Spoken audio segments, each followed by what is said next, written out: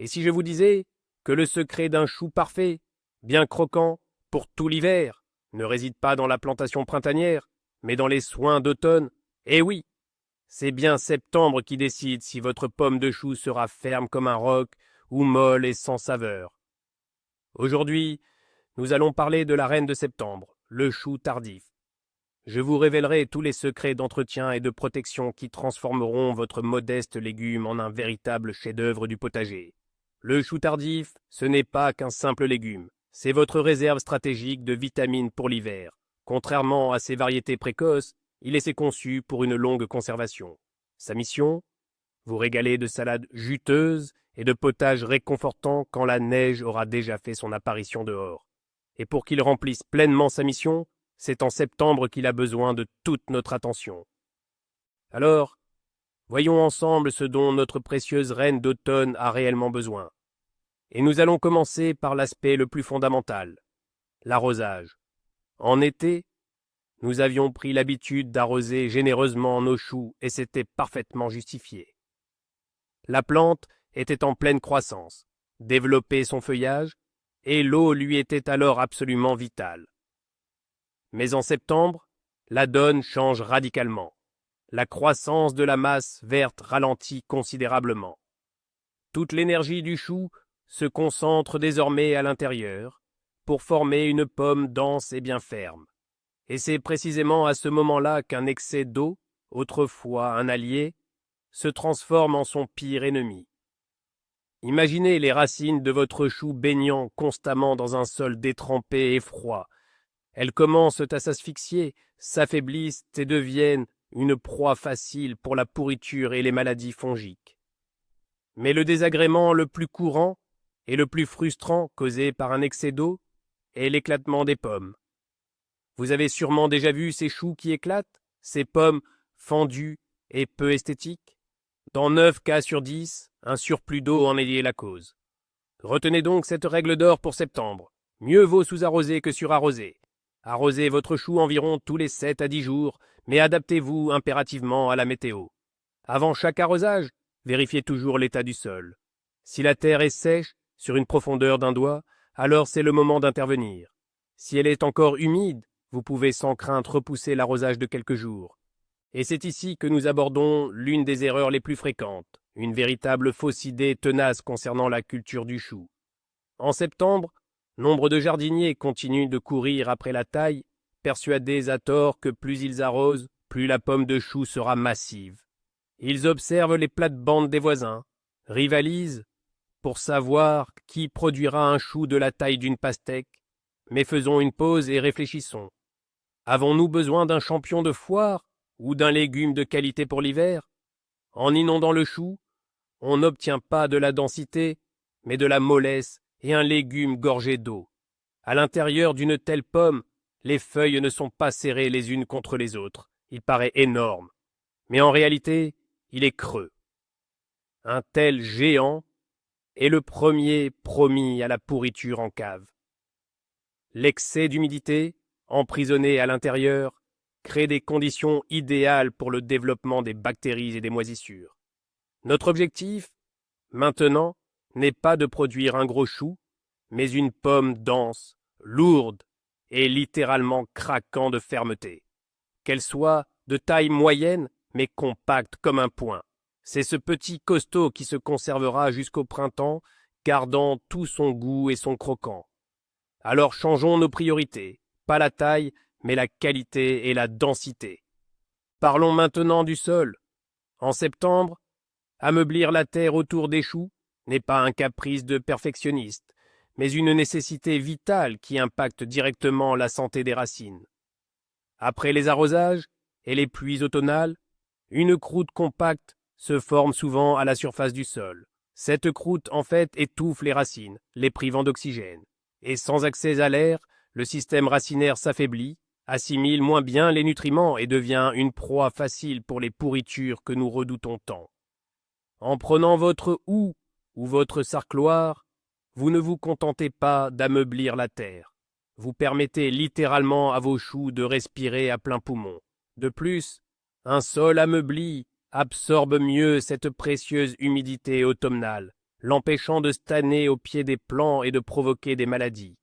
Et un autre avantage non négligeable, vous éliminez par la même occasion les petites adventices qui, jusqu'au dernier moment, tentent de voler les précieux nutriments de notre reine.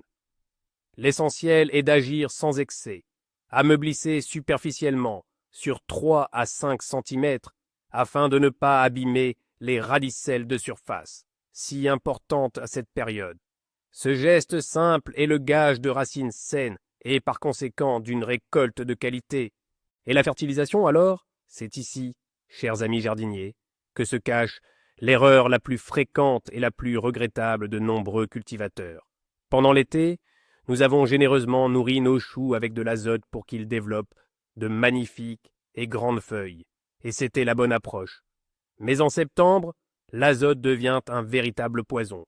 Il est formellement interdit de donner à vos choux des engrais organiques comme le purin de fumier de vache ou de fiente de poulet, ni des engrais minéraux tels que l'urée ou le nitrate d'ammonium. Que fait l'azote?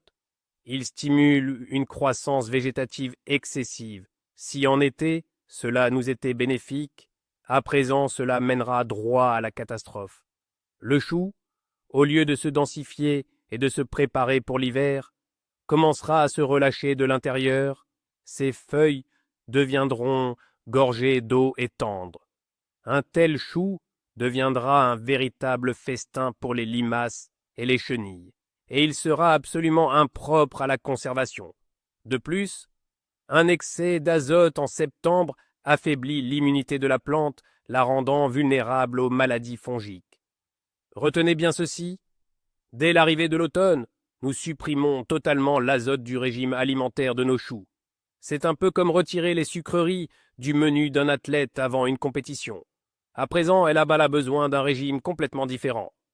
Voyons plus en détail ce phénomène qu'on appelle le piège à azote. Imaginez la plante comme un chantier de construction. L'azote, ce sont les ouvriers chargés d'élever les murs, de faire pousser les feuilles et les tiges. Pendant l'été, nous avions besoin de nombreux ouvriers de ce type pour bâtir une structure solide et imposante. Mais en septembre, le chantier doit évoluer vers une nouvelle phase, les finitions intérieures. Il est essentiel que le chou se densifie, qu'il accumule sucre et vitamines, et qu'il se prépare pour une longue conservation. Si nous continuons à apporter les mêmes ouvriers, l'azote, sur le chantier, ne sachant plus quoi faire, ils se mettront à bâtir de nouvelles cloisons fragiles, ce qui affaiblira l'ensemble de la structure. La plante s'y perd. Au lieu de consacrer toute son énergie à la maturation, elle la gaspille à faire pousser de nouvelles feuilles flasques et inutiles. En conséquence, nous obtenons un chou magnifique d'apparence, mais totalement vide à l'intérieur et qui, de surcroît, a accumulé des nitrates. C'est la conséquence directe d'un apport d'engrais fait au mauvais moment. Retenez ceci. L'engrais qui était bénéfique en été peut devenir votre pire ennemi en septembre et ruiner toute votre récolte. Bon, l'azote, c'est une affaire classée. Mais alors, quel festin proposer à notre chou pour la suite? Ses meilleurs amis deviennent désormais 2 autres éléments, le phosphore et le potassium. Ce ne sont pas de simples engrais, mais de véritables coachs qui préparent notre reine du potager aux rigueurs de l'hiver. Le phosphore, lui, est essentiel au développement d'un système racinaire puissant et sain. Des racines robustes, c'est la garantie que la plante pourra puiser dans le sol tous les micronutriments dont elle a besoin. Quant au potassium, c'est un véritable bâtisseur de l'armure de la pomme. Il aide les cellules à accumuler les matières sèches et les sucres, rendant les feuilles plus denses, plus fermes et plus croquantes. C'est d'ailleurs le potassium qui assure la bonne conservation du chou, sa capacité à se stocker durablement. Ensemble, phosphore et potassium renforcent l'immunité de la plante et sa résistance aux maladies et aux gels. Pour un apport en septembre, l'idéal est le monophosphate de potassium ou le sulfate de potassium, associé à du superphosphate. On peut également opter pour la cendre de bois, riche en potassium et en une multitude d'autres micronutriments bénéfiques. C'est précisément ce dont le chou a besoin pour affronter sereinement les premiers froids et conserver toutes ses qualités pendant de longs mois. Pour bien comprendre, visualisons ce processus. Imaginez les racines d'un chou en pleine préparation hivernale. En été, elles ressemblaient à de fines radicelles, avides d'eau pour faire pousser les feuilles. Maintenant, grâce au phosphore, elles s'épaississent, deviennent plus robustes et s'ancrent plus profondément dans le sol. Elles emmagasinent ainsi des réserves d'énergie. C'est leur fondation, leur assurance pour la saison froide. Passons maintenant à la pomme du chou. Le potassium, une fois absorbé par les feuilles, agit tel un habile maître emballeur. Il élimine l'excès d'eau et dépose à la place sucre et nutriments dans les cellules. Les feuilles gagnent en densité comme si elles étaient compressées.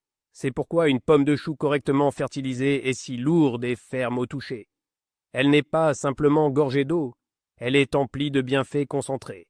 Cette armure de sucre ne rend pas seulement le chou plus savoureux, elle l'aide aussi à résister aux premières gelées, agissant comme un antigel naturel. Ainsi, une fertilisation adéquate n'est pas qu'une simple nourriture. C'est un véritable programme de préparation de votre récolte pour une conservation longue et réussie. Pourtant, l'entretien n'est que la moitié du travail. Dès le mois de septembre, nos précieux choux deviennent la cible d'une véritable chasse. Le premier ennemi, le plus audacieux et le plus vorace, ce sont les chenilles, ce sont les larves de la pierrite du chou, ce papillon blanc si familier, et les chenilles de la noctuelle du chou, qui sortent festoyer la nuit. En quelques jours seulement, elles sont capables de transformer un chou compact en une véritable passoire. Elles creusent des galeries, y laissant leur déjection, ce qui entraîne la pourriture et la perte totale de la récolte. En septembre, l'utilisation de produits chimiques agressifs est à proscrire, car la récolte se retrouvera bientôt dans nos assiettes. C'est pourquoi nous privilégions des méthodes éprouvées et sans danger. Examinez vos choux très régulièrement. Si vous remarquez de petits trous sur les feuilles, c'est le premier signal d'alarme. Il est temps d'agir, avant que les nuisibles ne s'enfoncent au cœur du chou, d'où il sera pratiquement impossible de les déloger. Ne sous-estimez jamais ces petits gloutons, leur appétit ne fait que croître par temps frais. Alors, comment faire pour éloigner les nuisibles de nos potagers, et ce, sans utiliser le moindre produit chimique? Heureusement, il existe plusieurs remèdes de grand-mère très efficaces. La première astuce est le poudrage, mélanger à parts égales de la cendre de bois et de la poudre de tabac. Le matin, tant que la rosée est encore sur les feuilles, saupoudrez généreusement le dessus de vos choux avec ce mélange. Les fines particules adhéreront aux feuilles et créeront des conditions absolument insupportables pour les chenilles. Elles détestent à la fois le goût et l'odeur de cette préparation.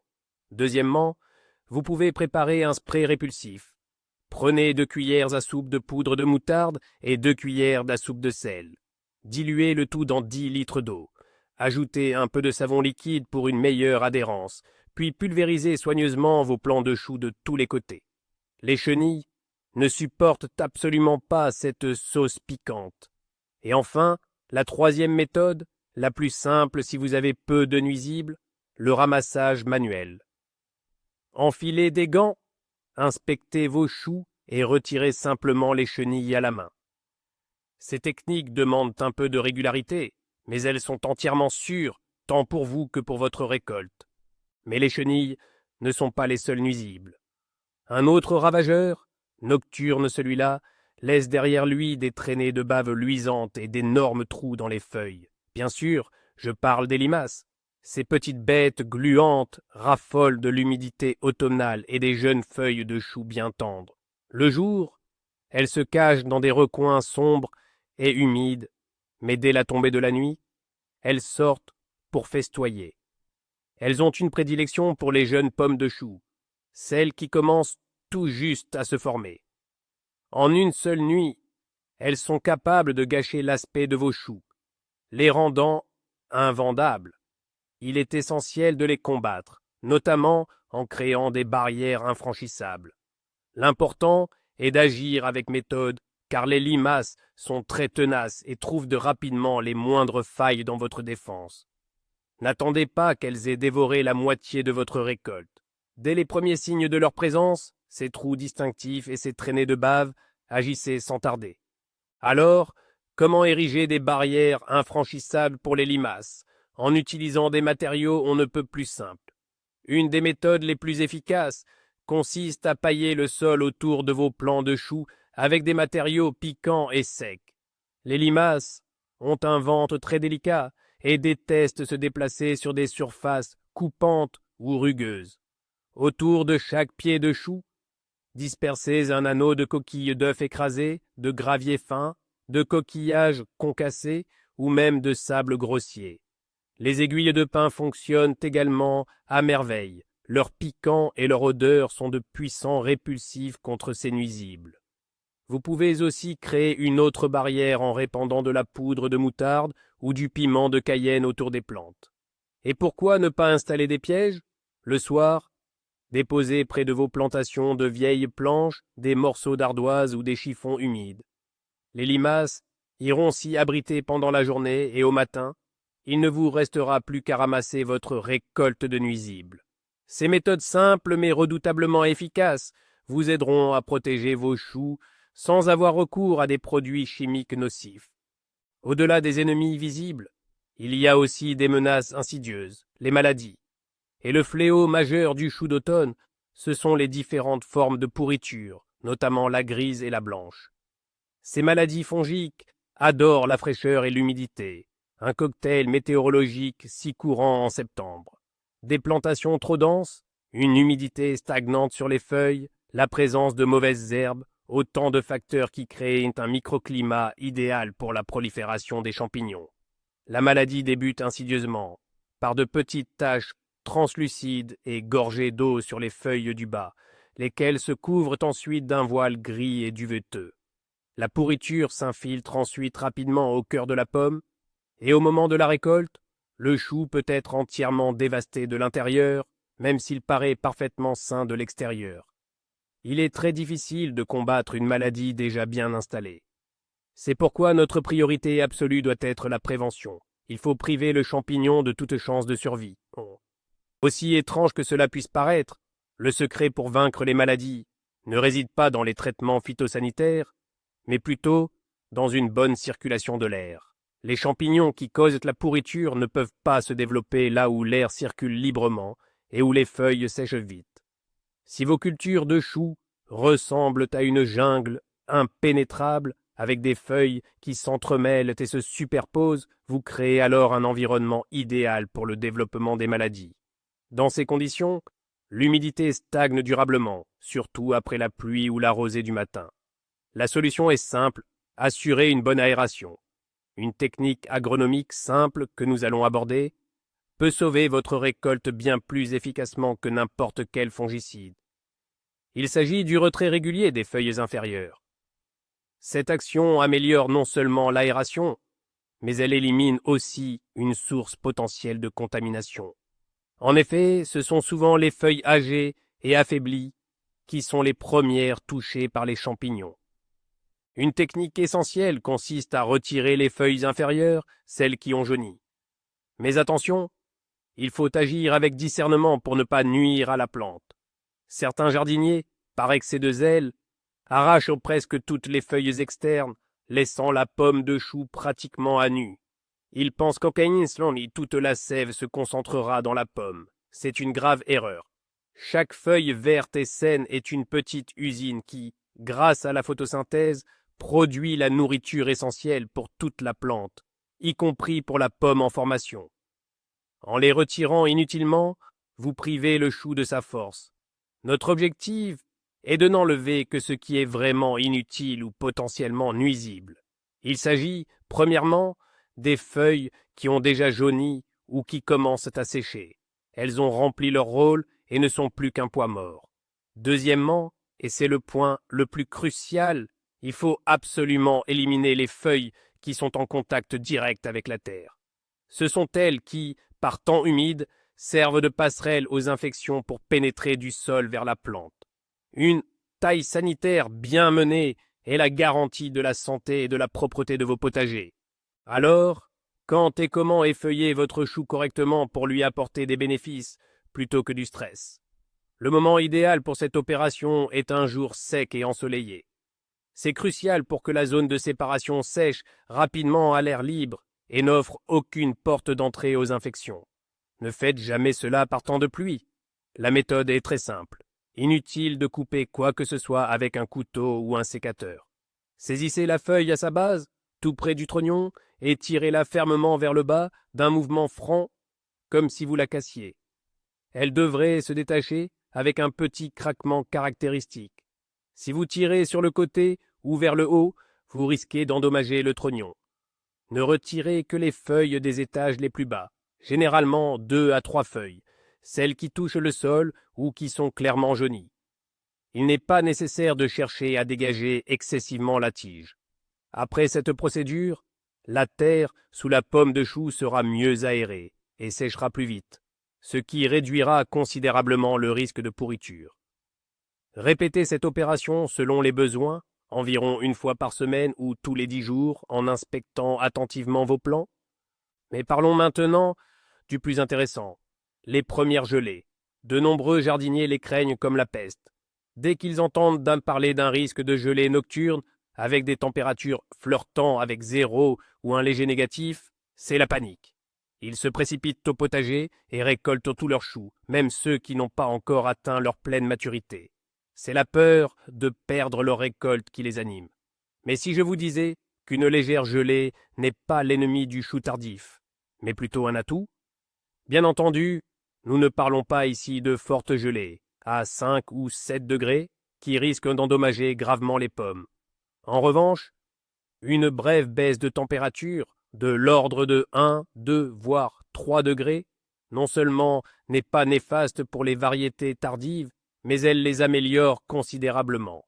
Il s'agit là d'un processus naturel, inscrit dans la génétique même de ces plantes, et notre rôle n'est pas de le contrecarrer, mais de l'exploiter à notre avantage. Ne vous précipitez pas pour la récolte, laissez la nature faire son travail. Quel est donc le secret de cette étonnante douceur du chou?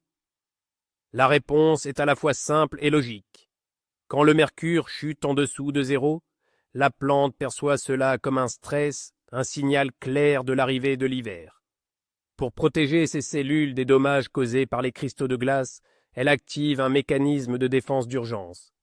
À l'intérieur de ses feuilles, un processus actif d'hydrolyse de l'amidon se met en marche. Les glucides complexes, jusque-là emmagasinés dans les feuilles et quasiment insipides, se transforment alors en sucre simple, le glucose et le fructose. Ces sucres, augmentant la concentration du jus cellulaire, abaissant ainsi son point de congélation. En somme, la plante fabrique elle-même son propre antigène naturel. Et pour nous, consommateurs, cet effet secondaire est des plus agréables. Le chou, une fois effleuré par une légère gelée, devient non seulement plus doux et plus juteux, mais perd aussi cette amertume parfois présente chez certaines variétés. Il acquiert alors cette saveur idéale et riche, tant recherchée pour les conserves d'hiver et les salades fraîches. Mais comment savoir si votre chou est parfaitement mûr et prêt à être récolté? Si attendre les premières gelées est une méthode connue, d'autres indicateurs fiables ne doivent pas être ignorés.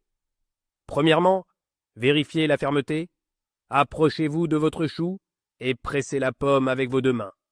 Si elle est dure, bien compacte, presque comme une pierre, et qu'elle ne s'enfonce pas sous vos doigts, c'est le signe principal de sa maturité. Une pomme, lâche ou molle, a encore besoin de temps pour se développer. Deuxièmement, observez attentivement sa couleur. Un chou mûr verra ses feuilles extérieures se parer d'une pruine caractéristique de la variété, un voile cireux blanchâtre ou bleuté. Cette sorte de film protecteur indique que le légume est prêt à être conservé. Enfin, jetez un œil à la feuille de couverture la plus basse, la plus grande et la plus ancienne. Si elle commence à jaunir légèrement, c'est un autre signal que la croissance de la pomme est achevée. C'est la combinaison de tous ces indices, et non pas seulement une date sur le calendrier, qui vous guidera vers le moment idéal pour récolter votre chou. Une fois que vous êtes certain que le chou est mûr, qu'il a supporté les premières gelées légères et qu'il est prêt à être entreposé, il est temps de procéder. Mais avant de le couper, il est essentiel de réaliser un dernier contrôle de qualité. Examinez attentivement la pomme de chou sous tous les angles. Assurez-vous qu'elle ne présente aucun signe de maladie, taches sombres, mucosité ou traces de pourriture. Vérifiez également l'absence de ponte de parasites ou de chenilles qui auraient pu se cacher dans les plis des feuilles. Un tel chou ne doit en aucun cas être conservé car il risquerait de contaminer tous ses voisins. Tapez légèrement sur la pomme. Une pomme mûre et dense émet un son clair et résonnant. Si le son est sourd, cela peut indiquer la présence de vide à l'intérieur. Il est préférable de couper le chou par temps sec. À l'aide d'un long couteau bien aiguisé, coupez la pomme en laissant un trognon de 3 à 4 cm et 2 à 3 feuilles externes peu adhérentes. Ces feuilles serviront de protection supplémentaire pendant l'entreposage. Vous les retirerez simplement avant utilisation. Ce dernier contrôle est votre garantie que seuls les spécimens les plus sains et de meilleure qualité seront entreposés. Et si on abordait maintenant le point le plus surprenant? De nombreux jardiniers paniquent au premier pronostic de gel et se dépêchent de récolter tous leurs choux. Mais voici le secret. Une légère gelée, d'environ -2 à 3 degrés Celsius, n'est pas un ennemi, mais la meilleure amie du chou tardif. En réponse au stress causé par le froid, la plante se met à transformer activement l'amidon en sucre. C'est une sorte d'antigène naturel qui protège les cellules des dommages. Résultat, non seulement le chou devient plus résistant au froid, mais il est aussi nettement plus sucré, plus juteux et plus savoureux. Alors, en voyant le givre sur les feuilles, ne paniquez pas. Réjouissez-vous plutôt, votre chou atteint justement le summum de sa saveur. Passons maintenant à un autre aspect important, les feuilles du bas. Il existe un mythe selon lequel il faudrait arracher presque toutes les feuilles superflues pour que toute l'énergie aille à la pomme du chou. C'est une erreur monumentale. Les feuilles inférieures sont de véritables panneaux solaires et des usines à produire des nutriments. Vous ne devriez retirer que celles qui sont jaunies et qui touchent le sol, car elles risquent de provoquer la pourriture. En laissant les feuilles vertes et saines, vous permettez à la pomme du chou de se gorger de force jusqu'au dernier jour. Ainsi, prendre soin de votre chou tardif en septembre n'est pas un combat, mais une alliance sage avec la nature. Un arrosage modéré, un apport équilibré en potassium et phosphore, une protection contre les nuisibles et surtout ne pas craindre les légères gelées. En suivant ces règles simples, vous vous assurerez une récolte de choux délicieux et croquants pour tout l'hiver. Merci d'avoir regardé cette vidéo jusqu'au bout. Si vous avez appris quelque chose de nouveau et d'utile, n'oubliez pas de laisser un pouce bleu et de vous abonner à la chaîne pour ne pas manquer d'autres secrets du jardinage. Et vous, avez-vous des astuces pour la culture du chou tardif? Ou peut-être avez-vous rencontré des nuisibles que je n'ai pas mentionnés? Partagez votre expérience en commentaire, discutons-en ensemble.